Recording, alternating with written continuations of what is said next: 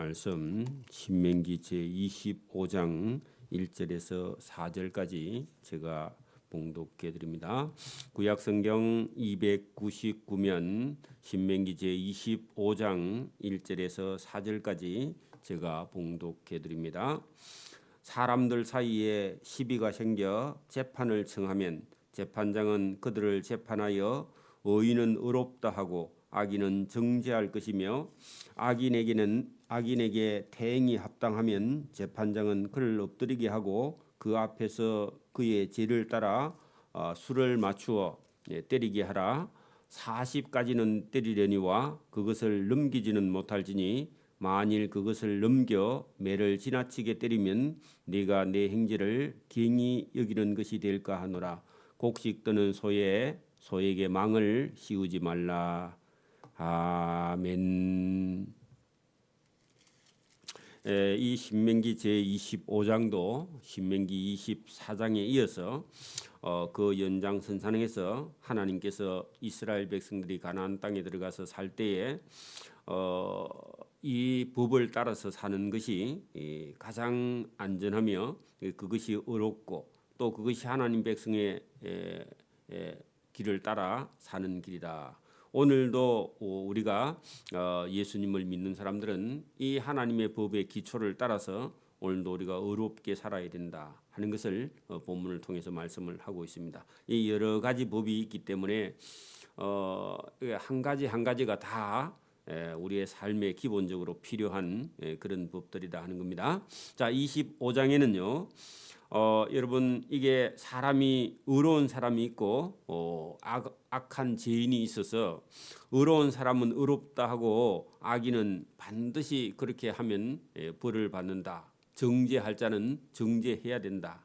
그러니까 오늘도 여러분 우리가 아이나 학생들을 가르칠 때 잘못된 것은 분명히 잘못된 것이고 여러분 잘하는 것은 칭찬을 해 주어서 선과 악을 구분하는 그런 아이로 만들어야 된다. 그런 얘기입니다. 여러분 보십시오. 악인지 선인지 그걸 구별하지 못하거나 선하거나 여러분 추하거나 아름다움이나 여러분 미운 것이나 이런 것을요 분명하게 구별하지 못하면 사람이요 이 세상을 살아가는데 여러분 그런 걸 제대로 구별하지 못하면요 정의가 뭐인지 여러분 불의가 뭐인지 이런 것도 모르고요 그냥 닥치는 대로 산다면은 그거는 여러분 사람이 바로 사는 게 아니죠. 그래서 그런 것을 성경은요 의인은 의롭다 하고요 악인은 반드시 악하다고 정죄해야 된다. 그리고 의로운 사람은요 하나님이 상을 주시고 이 세상에서도 칭찬을 받지만 악한 자는 벌을 받게 되어 있다. 그게 여러분 하나님은요 반드시 선악간에 심판하신다. 똑같은 말씀입니다. 그래서 여러분 여기 25장도요 본문에 사람 사이에 시비가 생겼을 때 재판을 정하면 재판장은 옳게 판단하는 오늘도 여러분 우리가 사법부라는 것은요 국회에서 법을 만들었는데 그 만든 법을 가지고요 악과 불의를요 재판하는 기관 그게 사법부죠. 그래서 그게 여러분 경찰, 검찰 이런 데가요 뭐 하는 것이냐 죄인을요 죄 있다, 죄 없는 사람은 죄 없다 그렇게 판단하는 그런 기관이 사법부죠. 사법부. 경찰, 검찰 이런 여러분 재판, 이런 재판장, 헌법재판소 이런 전부 다 여러분 사법기관입니다. 자, 그런 것처럼 여러분 이 세상에는요 의인은 의롭다, 악인은 반드시 벌이 있다 하고요 정죄해야 된다는 겁니다. 여러분 죄인은요 자기가 잘못하고도 잘못하다고 인정을 안 해요, 그죠? 그래서 여러분 자기도 저와 여러분도 하나님 앞에서 반드시요 본인 스스로를 내가 의로운지 내가 죄인인지 이걸요 매일 하나님 앞에 저와 여러분이 스스로요 체크를 받아야 된다. 여러분 우리가 예수를 믿는 사람은요 마음속에 항상 재판의 법정이 저와 여러분 마음속에요 딱 자리하고 있어야 돼요. 예수 믿는 사람이 살아 있다는 것은요 자기가 죄를 짓고도 자기가 죄인인 줄 모르면요 그건 죽은 겁니다. 근데 자기가 죄를 지으면요 이 인간의 마음속에 하나님의 성령이 내가 죄인이다 하는 걸요 스스로 알고 깨닫고요 회개하고 돌이키도록 성령을 심어놨습니다. 그런데 예수 믿는 사람은 마음속에 늘 자기가 하는 일에 대해서요 의로운지 아니면 불의한지 계속 본인이요 본인 스스로를 체크해야 된다 그런 얘기입니다. 그게 성령이 하시는 일이에요. 여러분 봐 우리가 예수를 모를 때는요 자기 마음대로 하고 살아요. 지를 짓고도 뭐 즐거워하고 기뻐하고 뭐 양심에 좀 끄리끼기는 하지만 누가 제재를 못해. 근데 여러분 예수를 믿는 순간부터요 예수님을 영접하고 난 이후부터는 자기 속에요 괴로움이 하나 있어요. 그게 뭐냐 하니까 자기가 죄하고 계속 싸우고 있다고. 그게 없는 사람은 죽은 사람입니다. 그렇죠? 여러분 성령이 없는 사람은 죽은 사람이에요. 그래서 여러분이 우리가 예수 믿고 하나의 괴로움은 어찌 보면 그 괴로움이 없으면 죽은 거고 그 괴로움은요 우리를 살리는 법이에요. 그게 성령의 법이에요. 그래서 저와 여러분이 오늘도 이 하나님의 말씀 성경을 듣고 내가 의로운 사람인지 내가 악인인지 이걸 분별할 수 있는 지혜가 저와 여러분에게 있기를 바랍니다. 이거 심어주려고요 오늘도 우리가 성경을 배우는 겁니다. 자, 여러분 그 사람이요 부모를 치는 자는 사형입니다. 그거는요. 그는 매가 필요 없어. 그냥 사형이라. 그거는 동네 사람들에게 돌 맞아 죽는 겁니다. 부모를 때리는 자. 그리고요 사람을 잡아서 저 여러분 그 노예로 갖다 팔아버려요. 인신매매 부분요 때려서 교정이 되어 사형이에요. 사형. 이런 사람은요 계획적으로 사람을 죽였어. 이런 사람은요 그 교정이 가능해요, 사형이에요. 사형. 그러니까 오늘도 여러분 사형 폐지 제도는 성경하고 원래 안 맞는 겁니다. 그래서 여러분 몇 가지가 있는데 여러분 성경은요 하나님은요 여러분 부모를 치는 자 이런 사람은요 무조건 사형입니다. 그거는 교정이 불가능해요. 그리고 인신매매범 이런 것도요 아예 그런 사람은요 매로 교정이 안 돼. 그 매를 때리는 사람, 매를 때려서 교정을 하는 사람은요 그거는 고칠 수 있는 죄인이야. 그건 중죄인이 아니다 그런 얘기입니다. 그래서 여러분 인신매매범이라든지 사람을 계획적으로 죽인 사람은요 그거는요 아예 사형이야. 그건 못 고쳐. 그러나 오늘 여기 2절에 나오는 사람은요 그 정도 사형죄에 해당되지 않고 이 사람은 몇 대 맞아가지고 이 사람은 정신 차리고요 고칠 수 있는 사람은 때리는 거예요. 여러분 그런데 오늘 우리나라는 민주주의 사회는요 부모도 자식을 때리지 못하죠. 비성경적이야 그건 사실은요.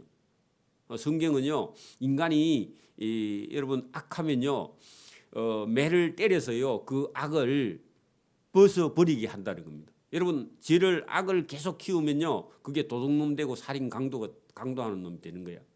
어릴 때 여러분 매를 여러분 충분하게 성경은요 매를 아끼지 않는 아이가요 바르게 자라고 매를 아끼는 아이는요 여러분 나중에 중죄인이 된다. 그게 여러분 성경입니다. 사실은요. 이걸 받아들이든 안 받아들이든 하나님은요 오늘 거기 보세요. 2절 보세요. 악인에게 할 때 이 악인은 살인에 해당하지 않는 악인입니다. 이거는 교정이 가능한 이런 사람은요 태행하는 건요 죽지 않을 만큼의 크기의 몽둥이로 맞는 죄가요 그게 태행이야. 우리 같으면요 빠답니다. 그죠?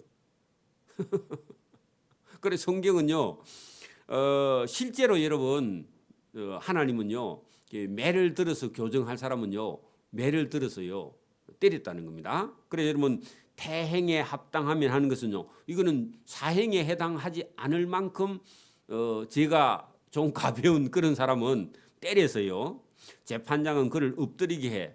그래 여러분 허리를 때리면 안 되니까 어디를요? 엉덩이를 때리는 겁니다. 그래서 엎드리게 하고 그 앞에서 그의 죄에 따라서 그 죄가 가벼우면 매가 많고요.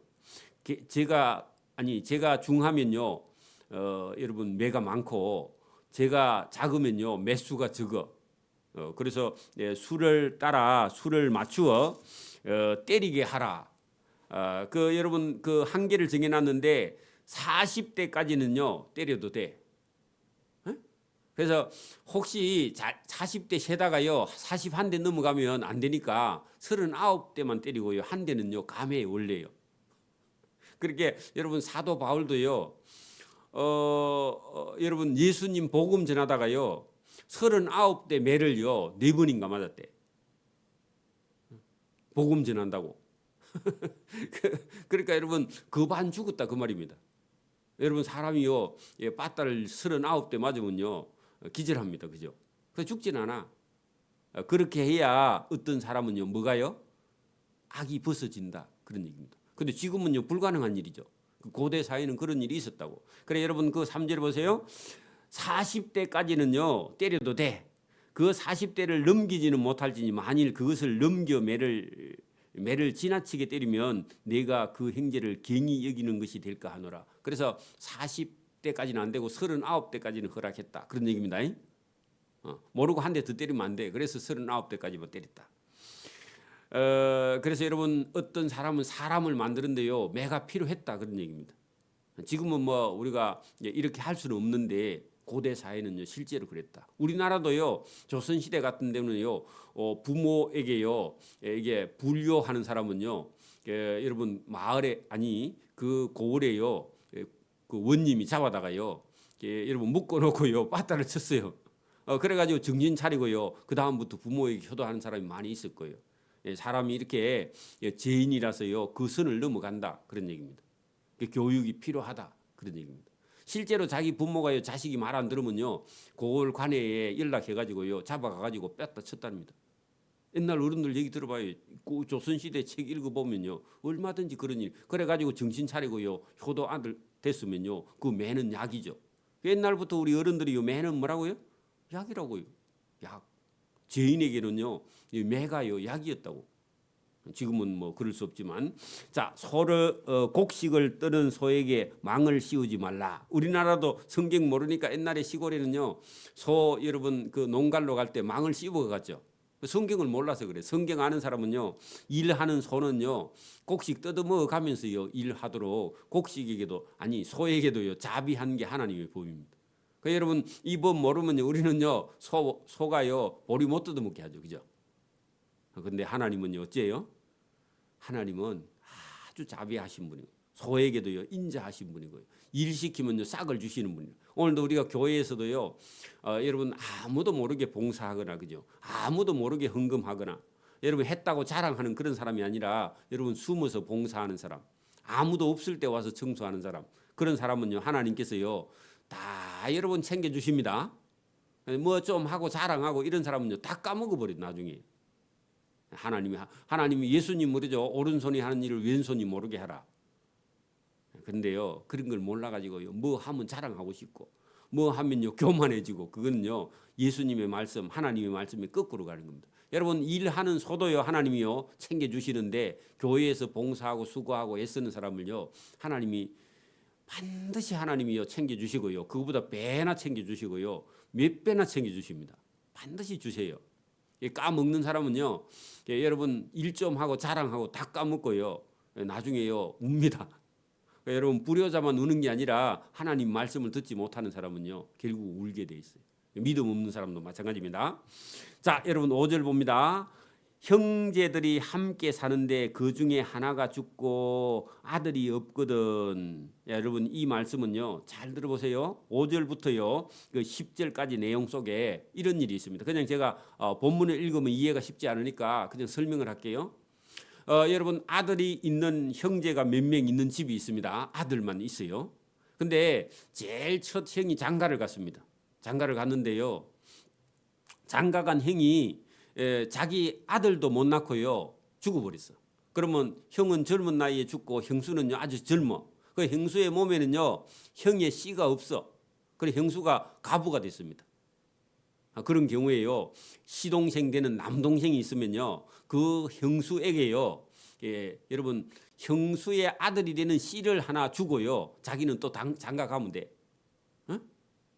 그런데 그 시동생이요 만약에 형수에게 씨를 안 주고요 장가 가면요 그 시동생이요 형수의 집을 형제의 집을요 세우기를 절개하지 않는 자다. 그러니 지금은 이게 이해할 수 없는 얘기입니다. 고대 사회는요 여러분 여자가 재혼도 안 되고요 시집을 못 가고요 그 여자가 혼자요 씨도 없이 아들도 없이 가부로 사는 걸 하나님이 불쌍히 여기서 그 형의 동생 되는 시동생 되는 그 남자에게요 형수에게 씨를 하나 주든지 아니면 형수와 결혼해서요 그 부부로 살든지 이걸 하나님이 허락을 했습니다. 근데요, 이 시동생이 여러분 하나님의 법을 따라 살면요, 이 시동생을 하나님 복을 줍니다.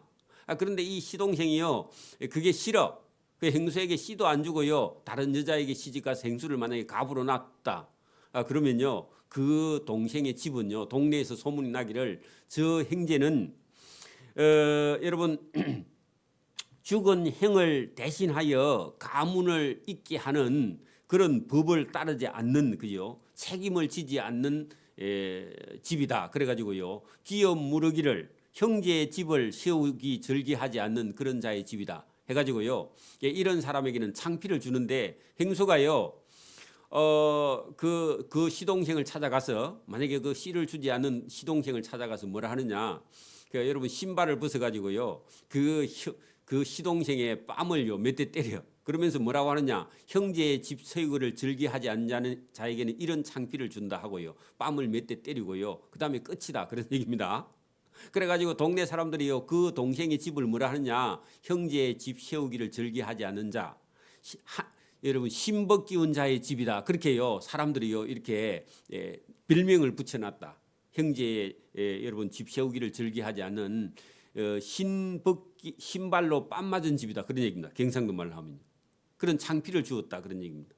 그 말은요, 여러분 형제가 여러분 어려움을 당하면요, 형제의 집을 세우기를 즐겨하는 자가 하나님이요 기뻐하는 자다, 그런 얘기입니다. 자, 그 내용이 있는데 제가 읽어볼게요. 여러분 그렇게 이제 설명을 듣고 제가 읽어 나갑니다. 보세요. 형제들이 함께 동네에 사는데 그 중에 하나가 형이 죽고 형의 아들이 없어. 그 죽은 자의 아내 형수죠. 형수가 나가서 타인에게는 시집가면 안 되고 재혼이 안 돼. 고대 사회는요.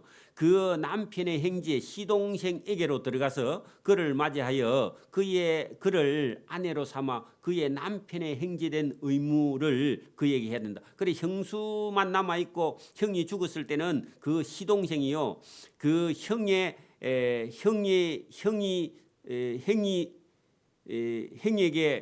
형수된 이에게 그죠, 형제된 의무를 그 형수에게 행해야 되는 게 그게 법인데, 그 여인이 낳은 첫 아들이 그의 죽은 형제의 이름, 그게 형님의 대를 잇게 하여 그 이름이 이스라엘 백성들 중에서 끊어지지 않게 해야 되는 그런 동생의 시동생의 의무가 있다는 겁니다.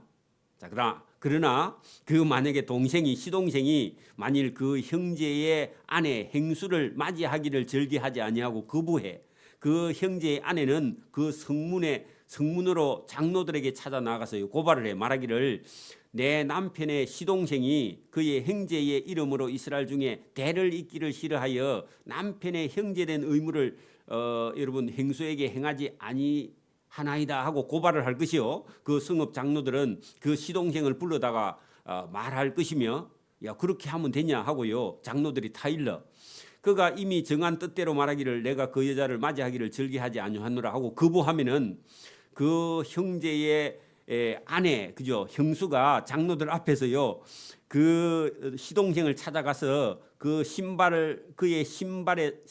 발에서 신발을 벗기고 가지고 거기다 침을 뱉어 가지고요, 그 신발을 가지고 시동생 얼굴을 때려 이러기를 그 형제의 집 세우기를 절기하지 아니한 자에게 이같이 창피를 네가 당할 것이라. 그렇게 할 수 있다는 겁니다. 그 형수가요.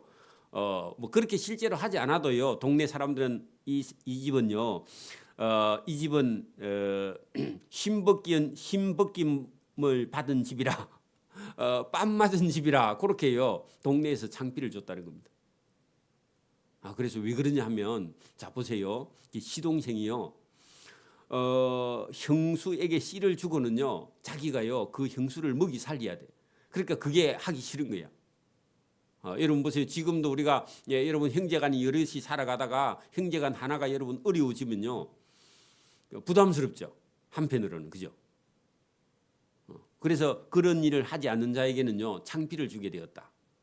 그렇다고 여러분 뭐 형제간을 의지하면 안 되지만은 불가피하게요. 게을러서 못 사는 게 아니고 일을 안 하고 못 사는 게 아니고 갑자기 여러분 사고를 당했거나 불의한 일을 당했을 때는요 도와야 된다 그런 얘기입니다. 그런데요 게을러 가지고 일 안 하고요 놀고 일 안 하고요 그렇게 하는 행제는요 도와서는 안 돼. 여러분 성경은요 일하기 싫거든 뭐라고요? 먹지도 말라 그렇게 되어 있습니다. 원래는요. 그래서 이렇게 이 형이 갑자기 죽었을 때는 그 형수의 씨를 대를 이어갈 수 있도록요 형제된 의무를 해야 되는데 꼭 여러분 이게 씨가 아니라도요 뭐라고요? 어려운 형제를 도와야 된다. 자 그런 얘기입니다. 자 11절 다른 얘기입니다. 자, 두 사람이 서로 싸울 때에 한 사람의 아내가 그 자기 남편을 치는 자의 손에서 그의 남편을 구하려 하여 가까이 가서 손을 벌려 그 상대편 남자의 생식기를 잡으면 안 된다. 여러분 여자들이요 그 남자들끼리 싸울 때 가가지고요 상대편 남자의 생식기를 잡는 것은요 여러분 보세요 그런 여자의 손을요 찍어버릴 것이다. 그러면요 안 된다는 겁니다. 조심해야 된다. 왜냐하면요 그게 급소이기도 하고요 이거는 생명의 씨가 거기에 있기 때문에 여러분 여자가 막 나가고 이렇게 행동해서는 안 된다. 이거 성경은요 우리가 성경을 모르면요 사생 결단을 하고 달라들 수 있다. 그 잘못된 얘기입니다. 그러니까 여러분 싸울 때도요 격식을 가지고 싸워야 된다 그런 얘기입니다. 내 눈이 그죠? 그런 여자의 막 나가는 여자의 그 여자를 불쌍히 여기지 말라. 그러면요 그건 죽여도 된다 그런 얘기입니다. 그러니까 여러분 싸우더라도요 여러분 남의 급소를 여러분 우리가 이런 태권도나 권투를 할 때도요 급소를 치면요 그거는요 뭐라고요? 그거는 실격입니다. 그죠? 그리고 점수를 안 줘요 원래는. 그리고 마이너스 감점을 합니다. 여러분 돌아서서요 등 뒤를 찌르면요 펜싱 같은 것도 등 뒤를 찌르면요 자기가 감점 먹습니다. 그렇죠? 정정당당하게 싸워야 된다는 겁니다. 13절 너는 네 주머니에 두 종류의 저울추 곧 큰 것과 작은 것을 넣지 말라. 자 여러분 장사하는 심리 속에는 누가 물건을 여러분 팔러 오면요 여러분 우리가 저울추를요 작은 걸 가져가 좀 적게 나가게 그래야 여러분 우리가 이익이 있으니까 그죠? 팔 때는요 저울추를 큰 거래 그죠? 조금만 물건 나가게. 그렇게 하는 거. 그리고 대도요 보세요 내 집에 두 종류의 대박을 두지 말라. 살 때는요 큰 거, 팔 때는요 작은 걸 팔아. 저울 눈금을 속인다 그런 얘기입니다. 이런 걸요 하나님이 다 보고 있다는 겁니다. 너무 많이 줘도 안 되고요 정확하게 줘야 됩니다. 사람 심리는요 여러분 이렇게 여러분 조금 여러분 더 얻어가면 좋기는 한데요 그게 길들어지면요 사람이 덜 주면요 똑같이 주면요 나중에는 싫어해요 또. 그게 여러분 공정하게 여러분 살 때나 팔 때도 공정하게 해야만이요 여러분 쏘가도 안 되고요 너무 공짜를 줘도요 나중에 그 사람은요 공짜로 더 이상 안 주면요 심리가 상해버려. 그래서 이걸요 사람의 심리는 여러분 교묘합니다. 여러분 거지가 보세요. 거지가요 처음 여러분 동냥을 주면요 엄청 기뻐해요. 그래가지고 2번, 3번, 10번, 20번 나중에는요 한 500번 줬는데 여러분 어느 날 왔는데요 안 주면요 한 번 안 주면요 여러분 그동안 준 거 감사해요 안 감사해요? 감사하는 거지도 있는데요 못된 거지는요 500번 주다가 한 번 안 주거나요 적게 주면요 그 다음에 욕하고 가요. 맞아요? 인간의 심리 속에 지성이 들어있어서 그렇다 그 말입니다. 그래서 여러분 공정하게요 딱 정확하게 주는 거. 그리고 여러분 교회도요 예배 드리면요 여러분 식사 대접하고요 차비 주고요 예배 안 드리면 안 줘. 그래 나중에 여러분 그 질서가 무너지면요 예배는 안 드리고요 돈만 받으러 와요 나중에는. 그래서 목사님들이 여러분 이게 교회에서도 구제할 때도요 질서를 안 지키면요 그게 다 무너져 버려 나중에. 사람은요 이게 죄인이라서 여러분 월담을 한다는 겁니다 나중에는요. 여러분 종도요 자식처럼 대우하면 나중에요 종이요 방에 들어와요 안방에요. 주인 집을 차지해요. 그게 여러분 그런 여러분 인간의 심리를 다룬 게요 여러분 박정리가 쓴 토지입니다. 토지. 여러분 종이요 주인집을요 넘봐요. 그러니까 이게 여러분 인간의 심리라는 게 죄인이기 때문에 우리가 모르면요, 이 성경을 모르면요, 우리는요, 여러분 잘해주면요, 여러분 잘할 거라고 생각하는데 절대로 그렇지 않습니다. 죄인의 심리 속에는요, 여러분 저울을요, 이중저울을 쓰고요, 이중추를 쓰고 삼중저울을 달고요, 그렇게 한다는 겁니다. 자, 15절 보세요. 너는 온전하고 공정한 저울추를 두라. 그 말은요, 어떻게 하라고요? 정확한 게요, 제일 좋은 거라고. 제일 적은 거. 여러분 공정하다 할 때는요, 살 때나 팔 때나요, 저울을 똑같은 걸 쓰라. 그런 얘기입니다. 공짜로 주는 것도요, 상대편을요, 잘못하면요, 그 공짜 심리를요, 발동시켜 가지고 괜히 여러분 정확한 가격을 주고 사가는 사람을요, 덤으로 줘 가지고요, 그 사람 마음을요, 나중에 여러분 이 공짜 심리를 여러분 유발해 가지고요, 그 사람 마음을 상처내게 한다는 겁니다. 안 주면요, 나중에 싫어해요. 그게 여러분 성경은요, 그런 마음을 알기 때문에요. 여러분 15절 오직 온전하고, 그 말은요 10분 공정하다 그런 말입니다. 들어보셨죠? 10분 공정하게, 정확하게. 여러분 이게 제일 중요하다. 공정한 저울추를 두며 온전하고 공정한 대박을 둘 것이라. 대도요 한 개만 쓰라는 겁니다. 살 때 팔 때 똑같은 걸 하나 쓰라는 얘기입니다. 그리하면 네 하나님 여호와께서 네게 주시는 그 가나안 땅에서 네 날이 길고요, 이런 하나님의 법을 지키지 않으면 가나안 땅에 들어가서 오래 못 산다. 재산도 마찬가지입니다. 여러분 재산 관리도요 정확하게 해야 돼요. 여러분 버는 것보다 더 중요한 거는요 쓰는 겁니다. 관리하고 쓰는 게 더 중요해요. 여러분 차를 한 대 새 거 샀습니다. 여러분 이거 관리 못하면요 차 금방 다 망가져 버려요. 컴퓨터도 마찬가지입니다. 기계도 마찬가지입니다. 그렇죠? 여러분 하나님이 주셔도요 본인이 관리를 잘해야 된다. 그런 얘기입니다. 자, 이런 일들을 행하는 모든 자, 악을 행하는 모든 자는 네 하나님 여호와께서 가증히 여기신다. 그래 여러분 하나님이요 위에 있는 법들을 다 나누면서 그런 법을 정확하게 지키는 것이 여러분 그게 여러분 하나님의 말씀을 듣고 행하는 자고요. 그렇게 하지 않고 악을 행하는 자는 하나님이 가증하다 하는 것은요 하나님이 보기 싫어한다 그런 얘기입니다. 여러분 가증이라는 말은요 하나님이 보기 싫어한다 그런 얘기입니다. 너희는 애굽에서 나오는 길에 아말렉이 내게 행한 일을 기억하라. 자, 여러분 이게 17절에서 19절까지는요. 여러분 잘 보세요. 아말렉이라는 사람 민족이요. 이스라엘 백성들이 오는 길을 막고요. 하나님의 일을 해방했어. 오늘 같으면요. 교회를 여러분 해방하는 겁니다.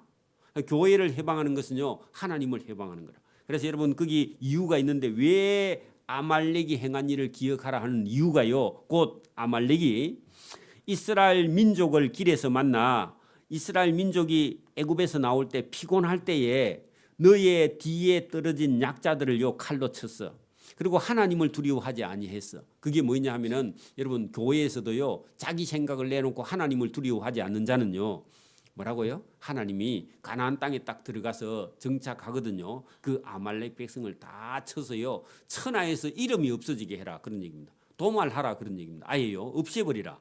여러분 그 명령이 19절입니다. 자, 그러므로 내 하나님 여호와께서 내게 기업으로 주시는 그 가나안 땅을 차지하게 하시는 땅에서 내 하나님 여호와께서 사방에 있는 모든 적군으로부터 내게 안식을 주실 때 가나안 땅에 들어가서 안식하고 정착하면은 천하에서 아말렉에 대한 기억을 지워버리라. 그 말은요 쳐서 멸하라, 없애버리라 그런 얘기입니다. 너는 그거 잊지 말고 딱 기억을 했다가 가나안 땅에 들어가 정착하거든. 누구를요? 아말렉을 쳐서. 여러분 오늘도 저와 여러분이 하나님의 말씀을요 두려워하지 않고 하나님을 두려워하지 않고 하나님의 백성들을요 이렇게 타락시키는 그런 사람들은요 여러분 하나님은 지금도 계속해서요 이렇게 심판을 하신다. 자, 그런 내용이 본문에 들어 있습니다. 이것은요 이스라엘 백성들에게 하신 말씀이기도 하고 오늘도 여러분 저와 여러분에게요 하나님의 말씀을 지키고 잊지 말라고요 당부하는 겁니다. 그래서 하나님은 우리 생각대로가 아니라요 하나님이 주시는 법을 따라 사는 것이 가장 어려운 삶이다. 여러분 이 26장은 여러분 가나안 땅에 들어가서 살 때에 그 땅에 들어가서 얻는 것이 있을 때에 하나님께 1번 바치라. 그게 여러분 하나님이 주신 것이다 인정하는 것입니다.